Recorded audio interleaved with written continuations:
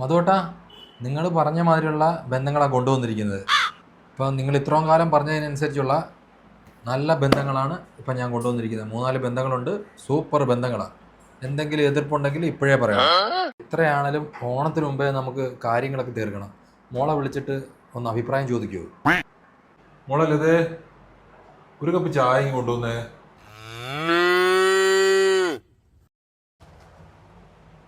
മകളെ MBBS പഠിച്ചോണ്ടിരിക്കുക, next ഡോക്ടറാ.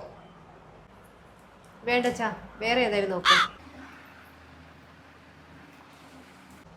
MBA കാരനാ, നല്ല വെളുത്ത ചെറുക്കനാ. വേണ്ട വേണ്ട, ഇതൊന്നും വേണ്ട. വേറെ ഇല്ലേ?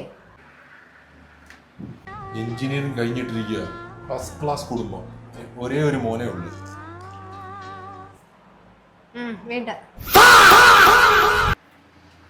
B.Tech കാരനാ, ഒരു മോനും ഒരു മോളും മാത്രമേ ഉള്ളൂ. അച്ഛനും അമ്മയും അമേരിക്കയില. ഇതല്ലാതെ വേറെ ഒന്നുമില്ല ചാ. ഇനിയുള്ളതെല്ലാം കൂലിപ്പണിക്കാരാ മക്കളെ.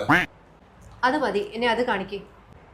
ഇത് സുനിൽ ചൗധരി, ബംഗാളി. ബംഗാളി ഒന്നും വേണ്ട ചാ, നമ്മുടെ നാട്ടിലുള്ള ആൾക്കാർ മതി, മലയാളി മതി. ഇത് ഫോട്ടോ ഇല്ല, അവരുടെ ബയോഡാറ്റ മാത്രമേ ഉള്ളൂ. ഇത് പ്രവീൺ കുമാർ, മേസ്ത്രിയാ. വേണ്ട വേണ്ട. ഇത് സുനി, പാർട്ട് ടൈം തെങ്ങ് കയറ്റോ പരിപാടി. ആണോ? എങ്കിൽ എനിക്ക് ഇത് മതി. എന്താടി അങ്ങനെ? ചാ, ഒരു ജോലി നമ്മൾ വില കുറച്ച് കാണരുത്. എല്ലാ ജോലിക്കും അതിൻ്റെതായ മാന്യതയുണ്ട്. എടി, ഞാനങ്ങനെ സമ്മതിക്കുന്നത്? ഞാനൊരു വില്ലേജ് ഓഫീസർ റിട്ടയർഡ്, അവനൊരു തെങ്ങ് കയറ്റക്കാരൻ. ഞാൻ സമ്മതിക്കുമോ? ആൾക്കാരെന്ത് പറയും? അച്ഛൻ 3 മാസമായിട്ട് ആളാത്തപ്പോ കിടക്കല്ലേ ഒരു കാര്യത്തിന്, എന്നിട്ട് ഇതുവരെ കിട്ടിയാ? എന്ത് കാര്യത്തിന്? നമ്മുടെ പറമ്പിലെ തെങ്ങ കയറാൻ ഇതുവരെ ആളെ കിട്ടിയില്ലല്ലോ. ഇതാകുമ്പോഴത്തേക്ക് നല്ല ഡിമാൻഡാ. എനിക്ക് എന്തായാലും ഇത് തന്നെ മതി. ഒരു ജോലിയും വില കുറച്ച് കാണണ്ട. അപ്പൊ ഡോക്ടർക്ക് എന്താടി കുഴപ്പം? എൻ്റെ അച്ഛന് പണി പിടിച്ച ഡോക്ടർ വേണേൽ വീട്ടിൽ വരും.